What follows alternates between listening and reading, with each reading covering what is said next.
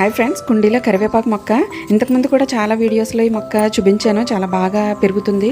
మనం ఉదయం లేవగానే కర్రీస్లో అయినా తాలింపులో అయినా ప్రతిదానికి మనం కరివేపాకు ఎక్కువ వాడుతూ ఉంటాం. అలాంటిది అందుబాటులో పెట్టుకున్నామంటే మనం ఫ్రెష్గా మంచి ఫ్లేవర్ ఉంటుంది ఫ్రెష్గా వాడితే. ఇక్కడ చూడండి, చిన్న దాంట్లో కూడా చాలా బాగా వచ్చింది. వేరే కుండీలో చిన్న మొక్క వస్తే అది సపరేట్ చేసి ఇందులో వేసాను. చాలా మంచి స్మెల్ వస్తుంది ఈ మొక్క అయితే. ఇది మట్టి కూడా ఎప్పుడు తడిగా ఉండేలాగా మనం పెట్టేటప్పుడే ఇలా లూజ్గా ఉండేలా చూసుకోవాలి. నెక్స్ట్ వచ్చేసి ప్రూనింగ్. మనం ఎప్పటికప్పుడు ఇలాగా కట్ చేస్తుంటే ఆ సైడ్ నుంచి మళ్ళీ కొత్త బ్రాంచెస్ వచ్చి బాబుషిగా తయారవుతుంది.